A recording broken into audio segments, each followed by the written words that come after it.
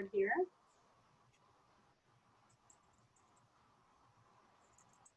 All right, good morning. My name is Denise Domizi. I'm the Director of Faculty Development for the University System of Georgia. And Jeff Galley is here with me today too. I know you guys have all been corresponding with him quite a bit. So we hope that by the end of today, by the end of this hour, you'll have a pretty good idea of what it means to lead a faculty learning community. So I have launched a poll and I see a bunch of you are already answering. You can answer more than one. So if you have been a participant in an FLC and also facilitated, you should be able to click both. And I will share the results there in a second.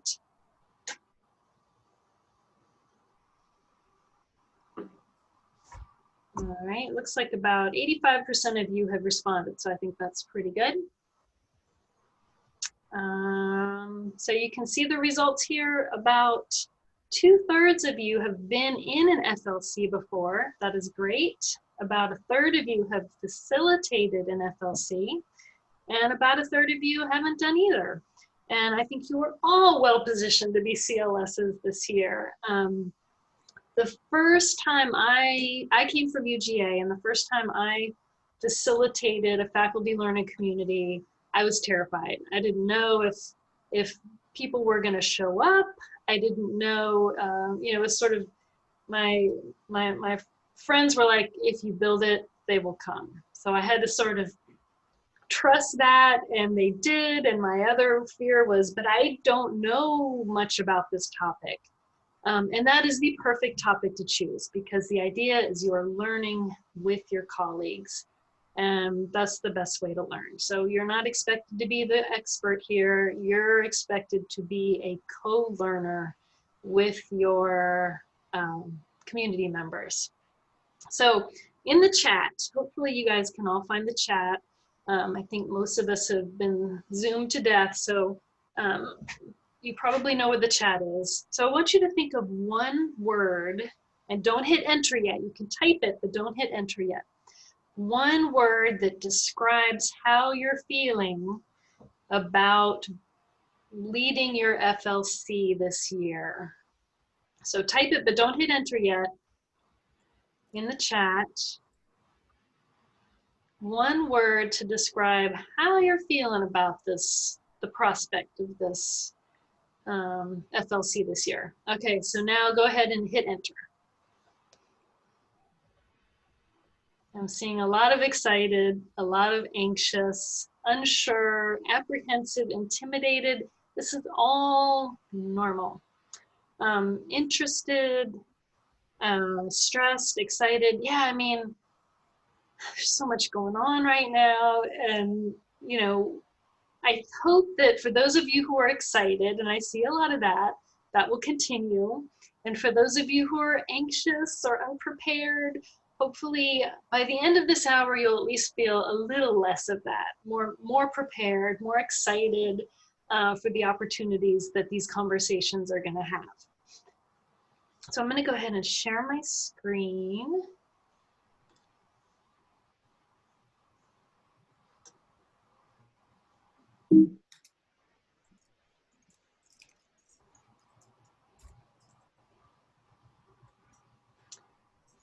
Okay, so today what we're going to do is I'm going to talk a little bit about your role as a Chancellor's Learning Scholar. I am going to share some ideas, but you're also going to hear from 4 former Chancellor's Learning Scholars. These are folks who were in the very first cohort, and so they have completed their 2 years. They were with us from the beginning when we were all trying to figure out what we were doing, and they helped us so much along the way. So you're going to hear from them both ideas and advice for how to do this moving forward. If you have questions, you can go ahead and put them in the chat, and I'll try to take a look at those, but we'll probably, or we will definitely take a look at those at the end. Okay, so what is a faculty learning community? In its most basic form, it is sustained, meaningful conversations about teaching and learning with supportive colleagues. It's not a committee, it's not a class, it's not a workshop. It's a group of colleagues who meet together regularly and talk about their teaching. So nuts and bolts. Ideally, you would meet about every 3 weeks. The research says that 2 weeks is just a little too much. And 4 weeks can sometimes feel, folks can start to feel disconnected. And so that's why we recommend every 3 weeks.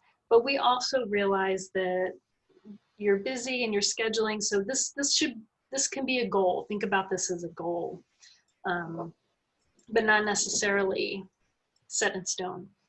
Ideally, 8 to 10 colleagues is the sweet spot. Too many and you know, it can get too easy to not be able to participate if the numbers are too large, or if it's too small, sometimes the dynamics don't, it's hard to rise to the occasion sometimes. If there's only a couple participants, they may have to carry too much. So ideally 8 to 10 colleagues. So the idea is to make a change in your course, talk about it with your colleagues, and write about it. So we'll break that down a little more into thinking about, well, what does that mean for each meeting or over the course of the year? And I'll talk about that a little bit, but our panelists are going to talk about that even more.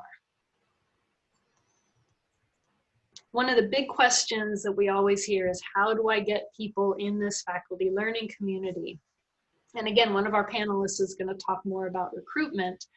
But one of the things that you can do is talk to your Center for Teaching and Learning. If you have a CETL, sometimes they're called Centers for Excellence in Teaching and Learning, or Centers for Teaching, Learning, and Leadership, find the one on your campus and talk to them about whether they have ways to contact faculty about recruitment.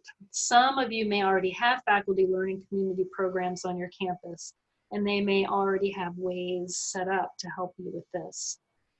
You can contact department heads with a call, send an email to them explaining your FLC, what you want to get out of it, and some likely participants, and they could send that out. If you have friends or colleagues who are excellent teachers and think that they would be great folks to add to the conversation, beautiful, that's great. Folks maybe who have won teaching awards, they can always add. And then colleagues you have, folks that you talk to regularly. And then once you start getting some, one of my favorite ways is in research, we call this the snowball effect, right? So you invite those colleagues that you have recruited to invite one more person. So they would use all their resources and their sources to find someone and invite them to join.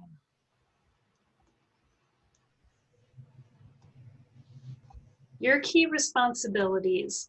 So the biggest one is to help build that community. These are trying times right now. We've heard this a million times, right? And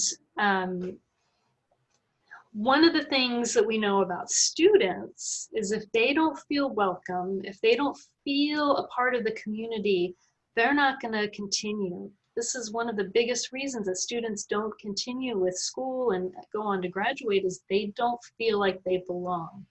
And so part of your job with this FLC is to help make those community members feel like they belong. So giving them books and resources is something else. There are some folks who may, once you choose a topic to focus on, maybe you get a couple different books for your participants, or maybe you each get one of the same book, focus on that for the semester, and then choose a different book, a different part of the semester. Maybe you each get different books on a topic and read them and come and contribute what you've learned from those different books. So there's a lot of different ways you can use resources and also websites, scholarly articles. Another thing you have to do, to me this was the hardest part, was scheduling meetings. Trying to find a time when 8 to 10 faculty members can meet at the same time, sometimes that is very challenging. What I ended up doing was scheduling a time ahead of time. So for me, my faculty learning communities were always Monday at 2 o'clock. And when I advertised for my FLC, I had that on the flyers, on every recruitment thing I sent out, so that I didn't have to try and find the time. I already set it, and folks would only apply if they knew they could make it. Because we had one experience where we had 10 members of an FLC, and there was not a single time that everyone could meet. We ended up having to break it into 3. It was, I mean, so that one, group of 3 folks met on this day, another group of 3 folks met on this day. And that's not really a faculty learning community. So if you guys have a common free time on your campus, that might be an option, but those common free times are usually already taken up with meetings. So think about how you want to handle that. And then your job is to keep them focused, engaged, and moving forward. So you're steering the ship, but everyone is working on that ship. Some of you will choose to meet in person, and some of you will choose to meet online, or some sort of hybrid. Different campuses have different climates. Beth René is here as a former CLS to talk about completely online FLCs. So we're going to hear a lot of different models. But one of the things that I do want to encourage, and I know that a lot of it depends on technology, capabilities, and access, but if you are meeting online, if you can use videos, I encourage you to do that. I was in a orientation for middle school parents right before school started, and my school district is completely online right now, the kids. And the principal said, there were dozens of people in there, but maybe only about 15 of us had our cameras on. And the principal said, I am talking to those of you who have your cameras on right now. And he was trying to encourage us to encourage our students to turn theirs on.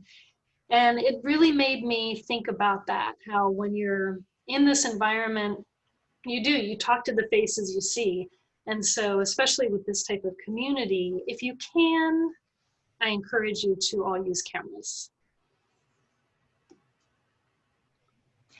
So a lot of folks are unsure about what to do with the first meeting. And what I really recommend is that first meeting is just to get to know each other. It's to break the ice, to do introductions, to talk about what you all want to get out of the faculty learning community and that time together, and then to talk about a product. So the product for many is a change in the classroom. So by the end of this semester or the end of this year, I want to, so last year one of our topics was TILT, transparency in learning and teaching. And so maybe your goal was to change 2 assignments, to tilt 2 assignments. So that's some of the things to think about during that first meeting. Building that community, getting folks excited to learn together, letting them know they have a support system where if you try something and it bombs, you can come back and say, wow, this really bombed. And then you can talk about maybe why you think it bombed. That was one of my favorite things to do, was to try something out, and often it worked great, but it didn't always work great. So it was an opportunity to think about it, tweak it, try again.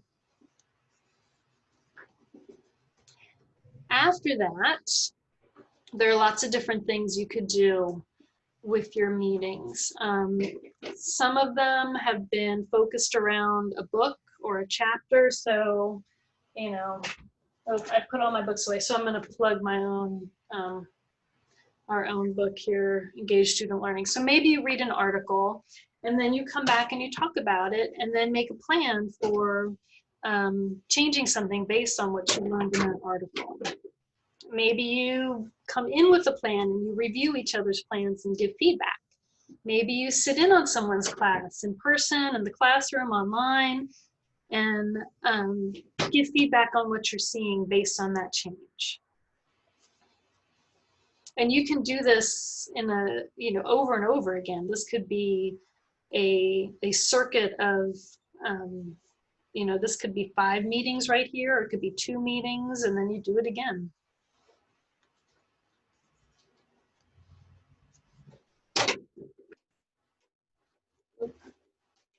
That's a duplicate. Okay, so then the product, as I mentioned, you make a change and then you tell us about the change. So at the end of the year, we'll send you ideas for a reflection that you will write about.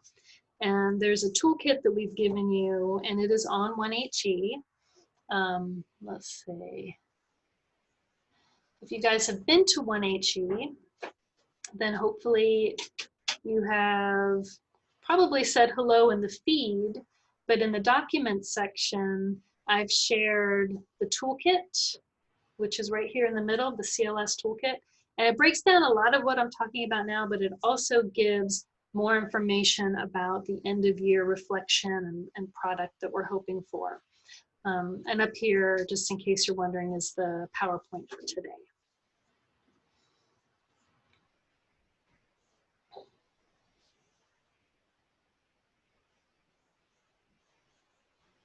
Okay, so that was a lot of me. Now I'm so happy to turn it over to our panelists. So again, these are folks who were CLSs in our very first cohort, which is a 2-year process. So they have just cycled off, and they are here to help us learn from them. So we have Brian Crawford from Atlanta Metro, and he's going to talk about recruitment. Beth René Roepnack from eCampus, who's going to talk about facilitating online FLCs. Chrissy Spencer from Georgia Tech, who's going to talk about planning the arc of your FLC. And then Shainaz Landge from Georgia Southern, who's going to talk about some reimbursements, money issues, daily agendas, and then we'll have time for Q&A. So I'm going to turn this over to Brian. Good morning, everyone. Happy to be here, honored to be here among all of you scholars. We're going to talk very briefly. We want to make sure we have time for question and answers at the end about ways in which we can help you get started without all the problems we had as the first Chancellor Scholars that ever were in the University System of Georgia. Next slide, please. So this is a list of some of the colleagues I had at Atlanta Metropolitan State College. And we started out with all the confusion that many of you have right now and the fears that many of you have right now. But we quickly collaborate with one another to diminish those fears and came up with ways in which we can facilitate these faculty learning communities. Next slide. So we began by looking at the University System of Georgia FLC Toolkit. And I took a snippet of this to show you what you can find on the website. And it gives you some ideas about emails you can use, designing flyers. It actually has a download for a flyer that's fillable. And it made it very easy for us to acclimate to trying to recruit individuals. But we found that as perfect as this was, it still didn't help us recruit all the individuals we needed. So we had to resort to doing things that would cater to our particular environment. Next slide, please. This is an example of a survey that we designed on SurveyMonkey, and it allowed us to quickly ascertain who was best fit for the FLCs. Again, this is not going to be something that you want to recruit everybody for, but you want to find who's best fit and what they are interested in. So this is a simplified version, short survey. It was about 7 questions that got straight to the point.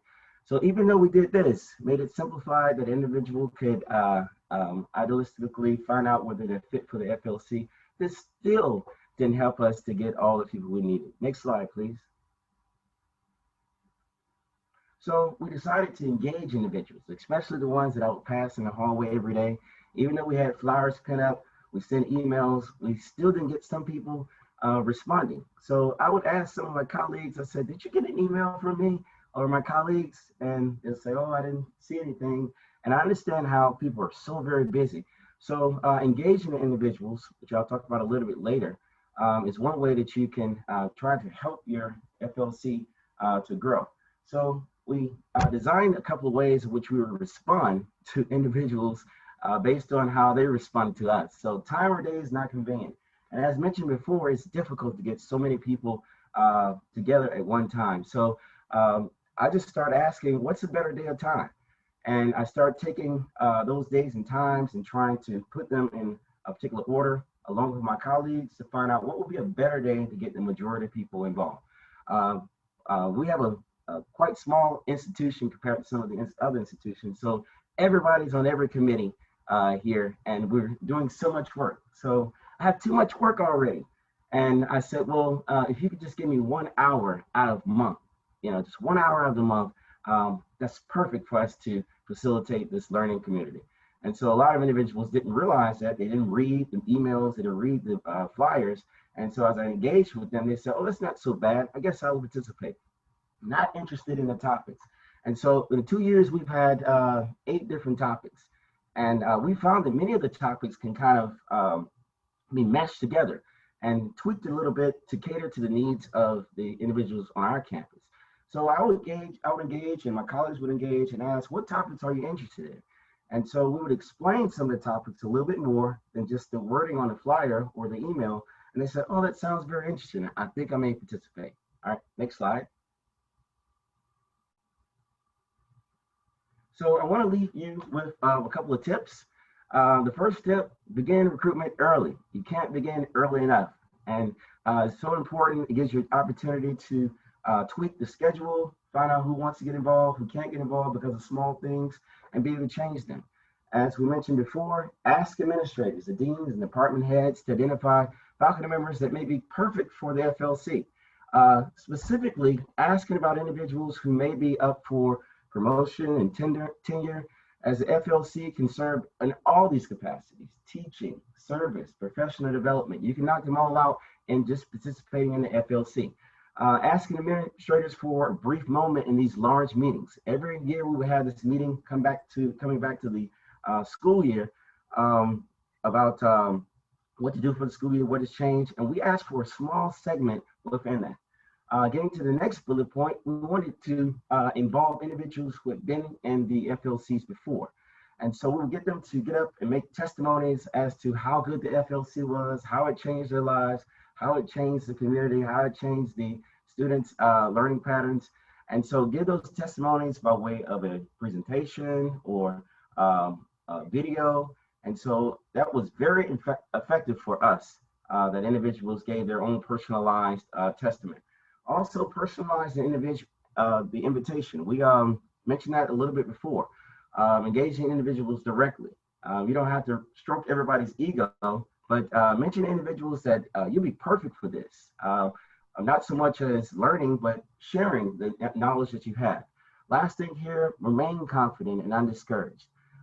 Sometimes you won't get the numbers that you want, but those small communities are just as effective. All right, always leave some room for those individuals who may want to snowball in to get a chance to pick back up where you left off in your conversation. So this is just a suggestion here. If suggestions come in this fashion, if circumstances change, feel free to contact us. So always leave that door open for individuals to come. So I will turn it over to my next colleague. Thanks, Brian. All right, so Beth René Roepnack is next. Hello, everyone, and if you can go to the next slide. So just a little bit about myself. So I'm from eCampus. I'm an online faculty mentor there, and I've been teaching online for over 20 years. Back in the day when it was all dial-up, and things have changed quite a bit. I'm also certified to teach a couple of Quality Matters trainings.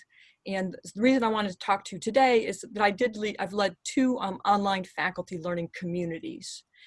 And mistakes were made. So Denise, if you can go to the next slide. And remember, so when I was leading this was 2 years, this was before COVID. And before we sort of, you know, everyone was meeting online and knew how to do it. And so my first meeting, trying to be very respectful of everybody's very busy schedule, you know, as Brian was talking about, I said, you know, let's get down to business. And, you know, we did the introductions and, you know, goals and what changed, but I didn't allow and invite that sort of that chatting, you know, that is really helpful to make people feel belonging. And because we were from different campuses, we didn't know each other. And so we didn't have some of those connections that I wish I had allowed room for that first year. Because this is Georgia, right? And a lot of people live in rural Georgia where there's very limited bandwidth. We didn't see each other.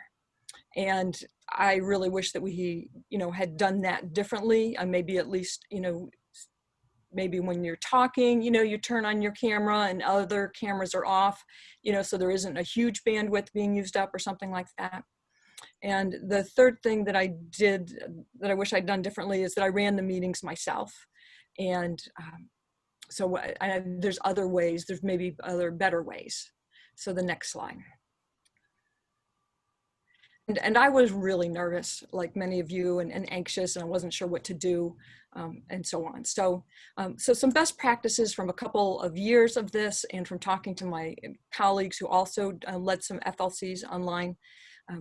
Definitely encourage that socializing in the online platform. I mean, you do have to have your meetings goal-oriented enough so that things are accomplished, everyone gets a chance to talk and so on. But, you know, getting online early and being there to sort of chat beforehand is really helpful in creating that sense of belongingness and community that really helps everybody, I think, and helps everyone stay in the group. Share pictures or images. You know, if people really have limited bandwidth, maybe everyone can at least put their picture up, you know, so that we know sort of who we're talking to, maybe before the meeting starts, or, you know, find a way so that we get to see everybody. And that really, I think, helps a lot, as Denise was talking about earlier. With a larger group, you know, when you have, you know, 8 to 10 people and you're discussing, you know, a reading or something like that, you know, after one person finishes speaking, you know, a couple of people will all start to chime in at once. And then it's like, who's going to go first, and so on. And so we devised hand raising. And then whoever facilitated the group would just sort of call on the people, sort of try to keep track of the order in which the hands were raised.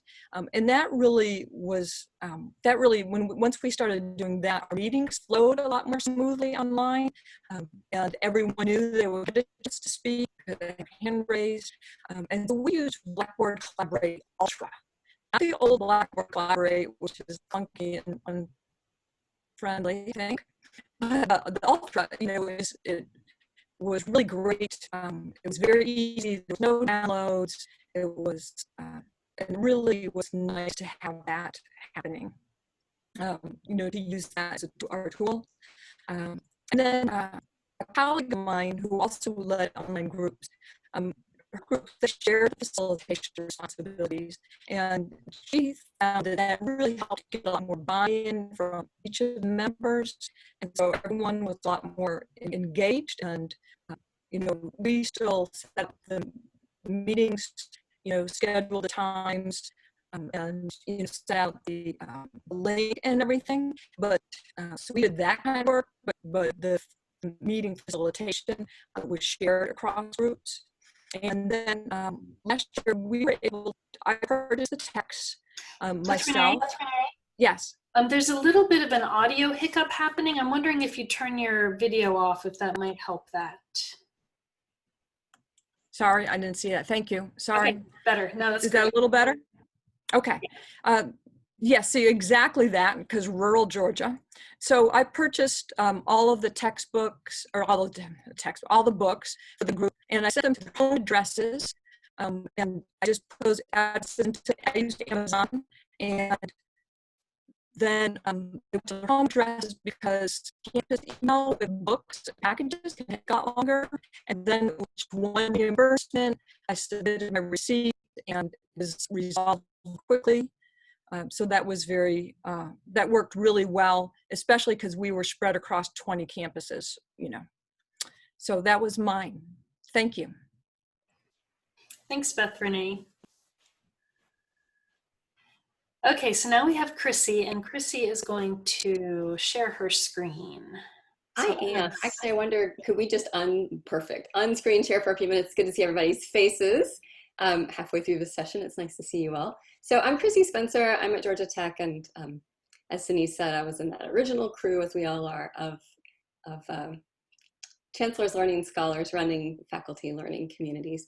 The first learning community that I ran at Georgia Tech was called Scientific Teaching. So it didn't even follow the exact we were given 4 categories that we could think about hosting our learning communities in. And I just went a little rogue because I really was interested in trying to get faculty involved in doing research in their own courses to see if they could make a change and then find some evidence that that change was actually helping students learn.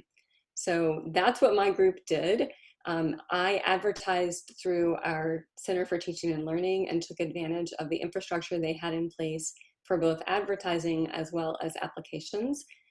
So they had an application form online and could just send me a download of everyone who had applied in an Excel spreadsheet, and I could just flip through. I was grateful I could accept everyone. I think I had 13 members in my first learning community. And I didn't make it easy for them. I told them, you will be doing a project. That's the mission that we have here. And then I had a problem in my first learning community, which was that I was teaching abroad for the first 6 weeks of the semester. And so as many of you will do, I ended up doing the first part of the learning community online. At the time we used Skype because that's what we had. That was in 2019. And I did solo one-on-one sessions with each member of my learning community during those first few weeks. And then I switched gears to do face-to-face when we were all I was back on campus and we could all get together back on campus. So what I want to show you and share with you is the document that is my prep that I used to run this learning community. So it has learning objectives in it, it's like an overview of the big goal that I had, and then a step through of each week, how I prepped and how I planned for what was actually going to happen in our 5 sessions that we had face-to-face. And so let me share that with you now. Share. Don't use Zoom very often. We use something else. Okay, so hopefully you can see my screen now. So I was a little hesitant to actually just share this because it's just a block of text in some ways. But I am hopeful that it will be helpful for you while you're thinking about your planning to realize that planning a faculty learning community can and maybe should be very similar to planning a course. And we're all very experienced at that. What I did was put together an overview, and I worked with someone at CETL to edit it and make it more awesome and more appealing to folks. I established right up front that the first 6 weeks would be remote, and then they would meet every 2 weeks thereafter face-to-face. We ended up meeting for 5 sessions. And I had learning objectives and sort of things you will leave this with, including the reference text that we were able to purchase using the funds from the CLS, and that they would have a group of peers that they could talk with, that they would maybe get some ideas and some incentive to do some future course revisions. They would learn a scientific approach to teaching. And then I had a pet project that I was working on during the semester too. So I also had a project. And they were helping me as much as I was helping them to forward my project, which was to see if I could create something called a deliberate innovation strategy to put in place in one of my own courses. And I'm still working on that project. So I just want to scroll down and just show you a couple of things. I won't spend, the goal is not to look at the details here, but to kind of get the idea of the big picture. So for each of these sessions, I had an overall thing. So since the first session was sort of halfway through the semester, I had everyone come with a plan to give some feedback or some information to everyone else in the group whom they hadn't met yet about what their project was. So we basically just did a project roundtable. I created a worksheet for that. I had everyone work for, I think 35 minutes. Yeah, 35 minutes initially to just like plan. We were all in the room together. We could talk to each other, but it really was silent work. So not everything has to be interactive during one of these sessions. And I would do that remotely as well as face-to-face. And then we had a lightning round where each person had a short amount of time, really a minute, to say what their project was and the action item that they were thinking about working on. We often would have a reading. I would often talk for just a little bit. it's not about lecture, right? It's not that kind of course, but really getting people to think about things. We did not read Small Teaching, but I gave some overviews from the book Small Teaching. We also did a jigsaw on student engagement techniques and classroom assessment techniques. So I brought into the sessions the kinds of interactive teaching ideas that they might want to bring into their own classes. So they had a chance to experience what those could look like during the faculty learning community. Next time around, we were focused on figuring out what they would actually do in their course that was going to collect data, or like the change they were going to make around which they were going to collect data. And so we talked a little bit about what that instrument looked like, as we were calling it, and what the activity was that they were doing. In the fourth session, I had asked them, what else do you need to know? And they were very interested in two things. One was IRB and one was data analytics. So they wanted access to big data for programmatic changes that some of them were thinking about. So they weren't always just trying to make a change in a course, but maybe making a change for their entire program. And so I invited some folks from 2 different data analytics groups on the Georgia Tech campus, someone from the Center for Teaching and Learning, as well as some folks from our Center for 21st Century Universities, who just showed us the back end of all these resources we had access to. And then the last week, we talked about collecting, analyzing data, and how to get IRB approval to do the kinds of projects we were thinking about. So I just wanted to give you a sense of what the arc looked like for what we did and how I kind of put together my thinking for what was going to happen in each day that we met, each time that we met. These projects are really fun. Some of them have continued. I'm still in touch with almost everyone from this group. And I just want to say one other thing, because I saw this in the chat. Who was in my group? It was faculty from all over campus, every kind of discipline, from engineering to science to humanities, everybody was in there. Someone from business was in there.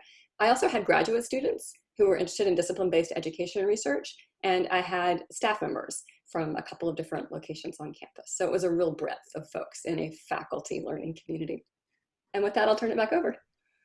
Thanks, Chrissy. And I love, I had mentioned that, it was usually that the goals are made together. And but hearing you talk about this, it reminded me of the first time I led an FLC on the Scholarship of Teaching and Learning.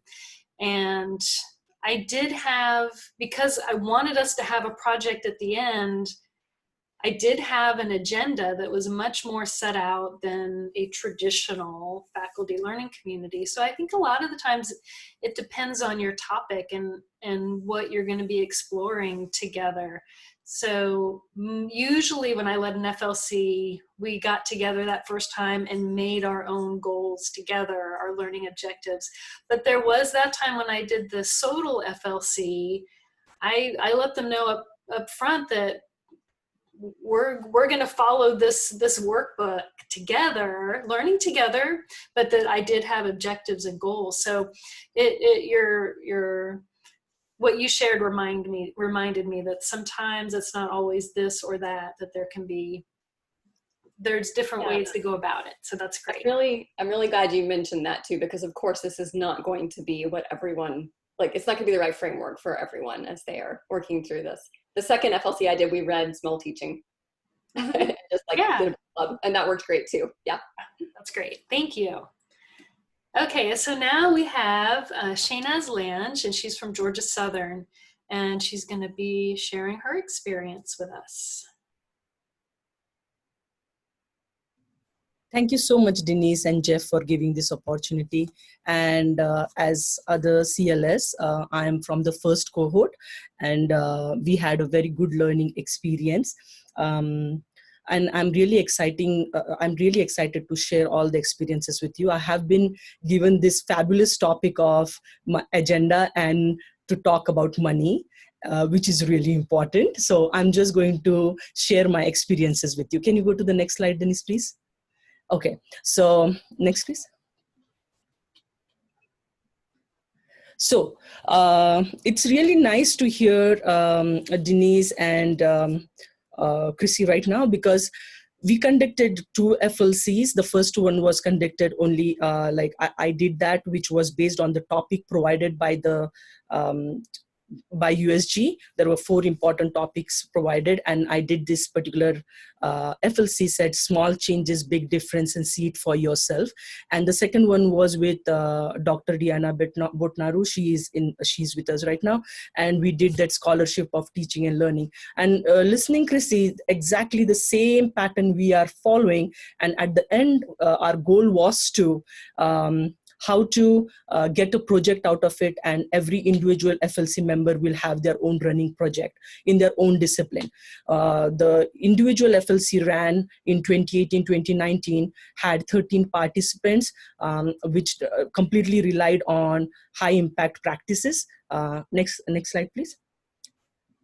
And the scholarship of teaching and learning was like a proper 6 weeks project in which how to select a topic, what are the questions, how to create an IRB, and we brought all the people from outside disciplines and talk about their experiences and talk about the paperwork needed.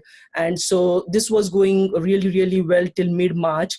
And at the end, they had to come up with their own questions. We created the group, and we had to postpone last 4 or 5 weeks to this semester. And so the SOTL is still running, and most of our participants are returning. But the first FLC, which was done in 2018-2019, we had like really good results and good experiences. And I'll try to share if I have time. Next slide, please, Denise. So I'm really glad like how you show the arc of this whole project. I'll try to show only one particular day one agenda, what I did. And this is available if somebody wants to have this particular agenda piece. This was also given as a template. Little bit of an idea was given in the first meeting at USG when we had our first meeting, where they showed like what needs to be there. And in the toolkit, they had provided some important pointers. So I really needed a logo because I just wanted to advertise big. And since a chemist, I wanted to show reactants go to product with the mechanism, blah, blah, blah. But we had a logo, then we put all the dates in there. We set up our goals. We talked about our expectations, what was needed. One of my biggest expectations is try to attend all the meetings. And if you cannot, please, please, please meet with us separately. And that was the big deal. And as other faculty members, I was also scared because these were not my students. These were my peers, which I'm talking to. And so I wanted to make it good. Like I wanted to make their time worthwhile, because if they are giving me their 1 hour, it should not be like a lecture content. I kept on emphasizing that if you give me half an hour, it will be half an hour worthwhile. If you give me 45 minutes, it will be worthwhile. And so we, as you guys, like how you have one HE, and we are also part of it. We had the listserv where how our first session went.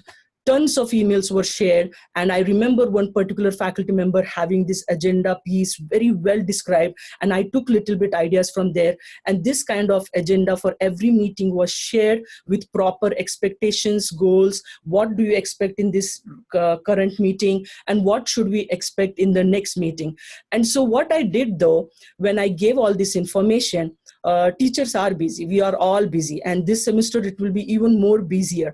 But when you let them know that we are going to conduct this as a study in your own classroom, help me out and you'll get something out of it, and see your student change the grade portion, or your students are going to have a positive impact of it. I gave them the quiz in the first meeting itself. I gave the quiz to the faculty members as high impact practices in the first meeting itself. And then they realize like, this is not just random meeting. If we are meeting for a certain time, we are going to get something out of it. So not only providing like brief information, but we did follow Lang's small teaching book we purchased. We had money for that, but we also provided the current research where the participants were able to go read and come with more ideas, incorporate that teaching practice for that 2-3 weeks, come back with result and discuss about it. Next slide, please, Denise. Okay, so this is something very, very important which happened in last 2 years, and that is money. And I would want everybody to listen now. we are all teachers when we are doing a fabulous job. You're here means you're selected by your university. You're all doing great. But what happens is we get so involved and engrossed into our work, and we are so much involved that I'm doing something new and it has to be perfect. These are my folks, these are my peers. But we kind of sideline a little bit of paperwork, which happened with me too. But what happened was paperwork is real work. There is $1,000 salary involved, and $500 is given for food and supplies. And this will depend upon campus to campus. What work on our campus I'm sharing with you, and I hope that there is a procedure streamlined in your university and it is streamlined well. Salary part, what I would suggest, it goes through provost. The research people most of the time have no idea where the money is coming from. It goes to the provost office. The moment you get that document from Denise or Jeff or from the USG folks, keep that document handy and talk to the department personnel, talk to the research office, talk to the accounting first for the salary portion. Figure it out whom you need to talk to and get in touch with that main person. This is something which most of the people are going to sideline because we wanted to create something new for the folks which are in our FLC. Get in touch with them with back and forth emails, but salary portion works. The major problem came in supplies and food money. I did not realize like $500 can create such a big back and forth, and so much time can be wasted on that. Like literally I'm using the term wasted, because when you purchase something that is going through your pocket, and I did not thought about it because breakfast items were purchased, so it was not a big deal. So 2-3 meetings I went ahead and purchased without thinking, and it did not matter because it was not a huge chunk of money. Time came when I had to give the receipts. None of the folks at any level can tell me where this receipts needs to be sent, who is in charge of it. The normal reimbursement process did not work at our university, and I hope everywhere else is at least streamlined. Okay, somehow the first year it was side through and it worked first year. Second year came in very confident because first year it worked. I took the load of saying, I'll take care of it because I know how it works. And it is so important to know, it was my second year and I was the only CLS out of 3 CLS. I was the only CLS whose paperwork was complete till the end. So it was considered as an outside money because it was coming from USG. They made me PI to sign that paperwork. But the money to be spent was so difficult that the other people involved in this grant did not spend the money because of the amount of paperwork involved, because nobody knew what to do. And there is where the important point came from. Only we streamlined salary and the other CLS folks missed it. Like we missed it completely. Next slide, please. So the second year came in and I thought, let me realize it. And when before March 15, I started giving the receipts well ahead of time. First, it was given to my department secretary. After 2 months, I realized she cannot fill any form. Then it went to an accounting office. Then the research personnel was involved.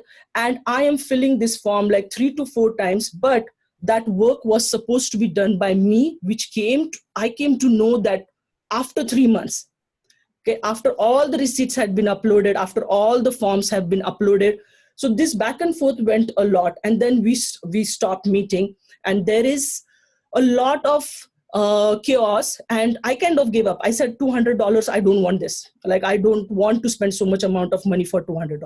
But then later I thought, if I let it go, then people coming in will have a lot of problem.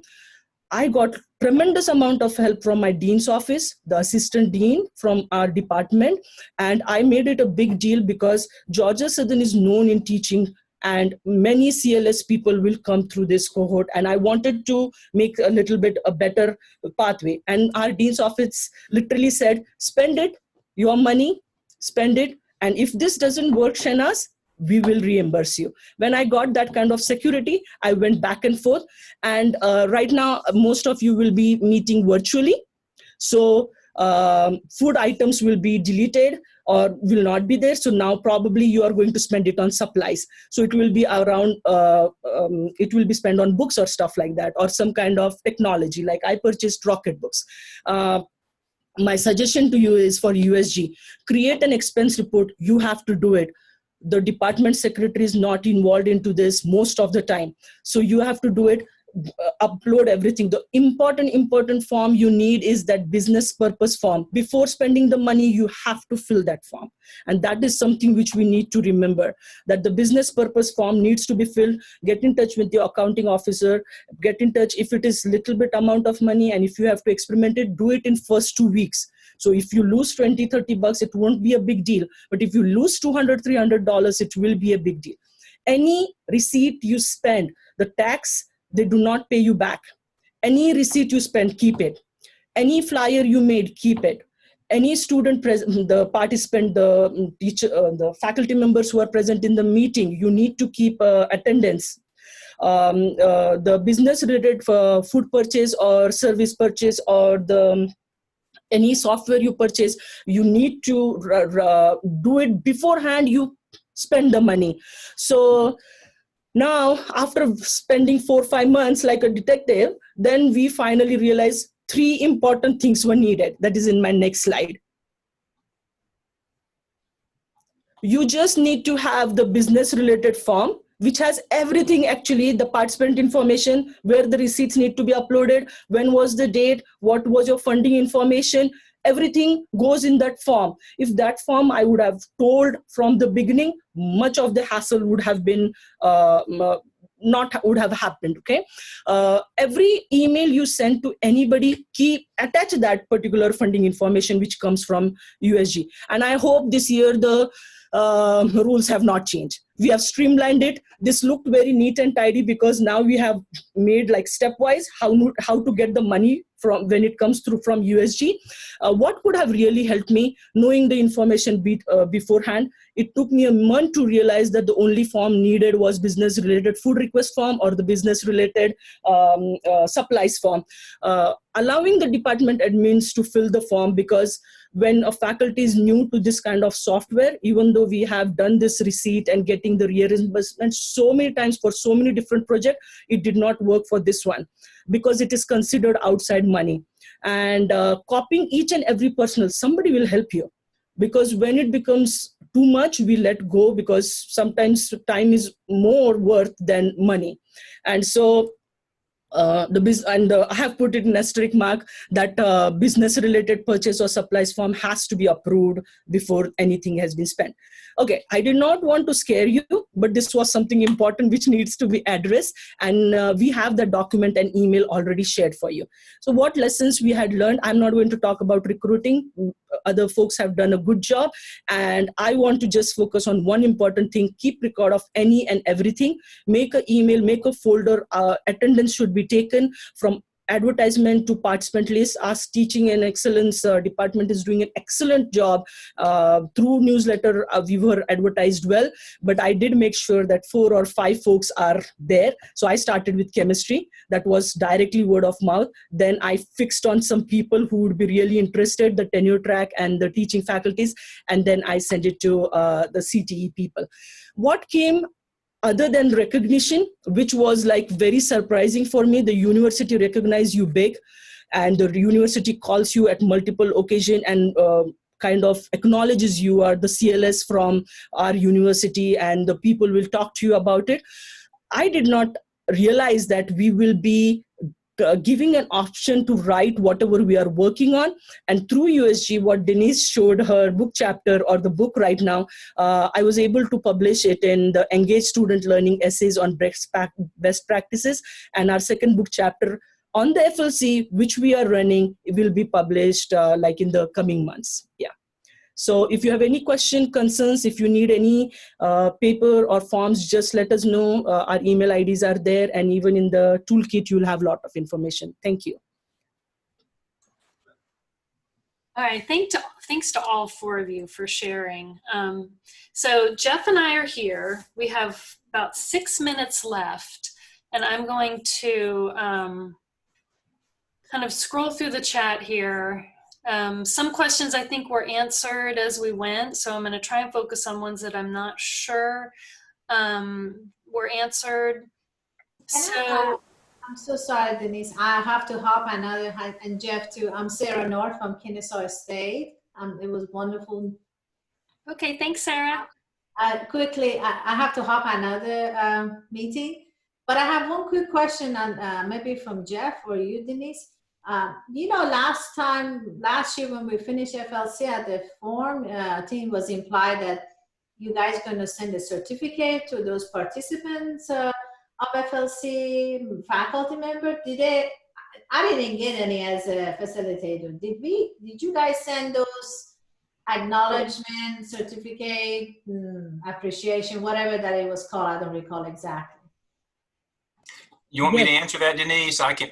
Sure. So yeah, last year we had face-to-face meetings in Macon, and so we prepared and printed out at a printer these certificates. This year, knowing things were going to be challenging, we have a template for the certificates, and we can send an electronic version that you would print out yourself. I've hesitated doing that because I think they're not as high quality, but Sarah, we can certainly do that.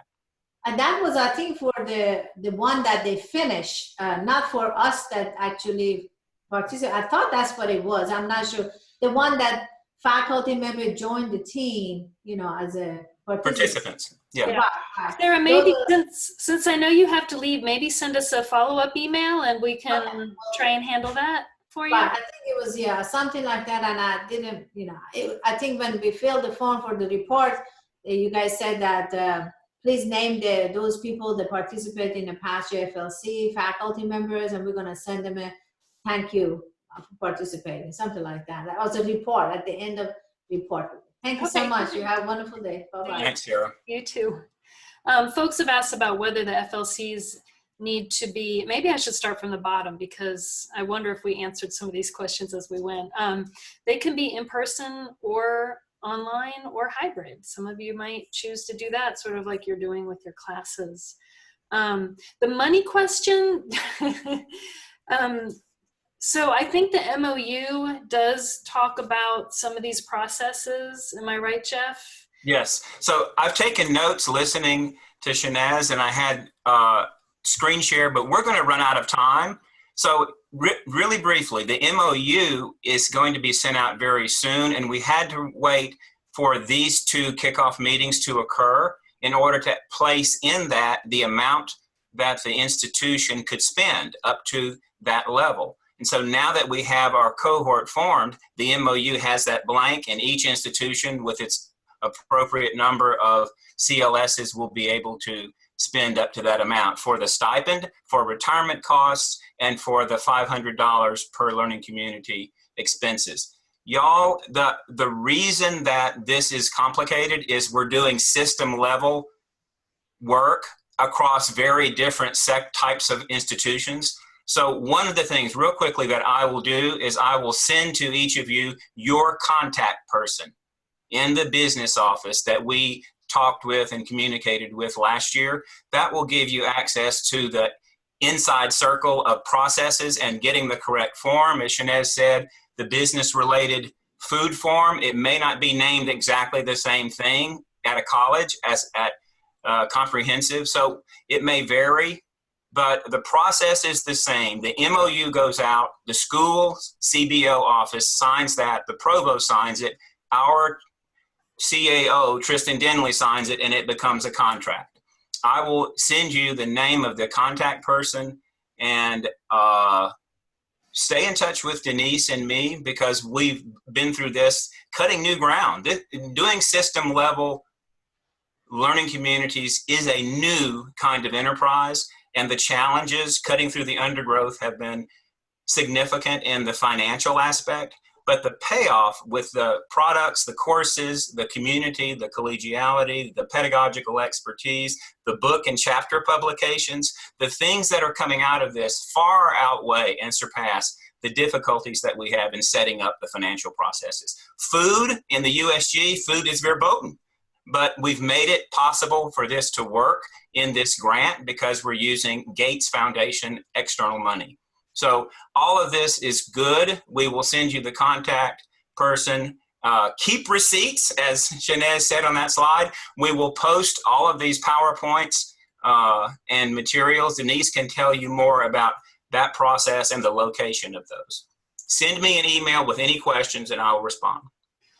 Well, I'm just sharing my screen. There were some questions about the topics, and of course the webinars are the ones that are designed to launch you on your topic. So here, this little screenshot you're seeing is from the toolkit, but you will also, I think most of you have been to this website that I'm putting in the chat, but that's where you can sign up for those webinars also.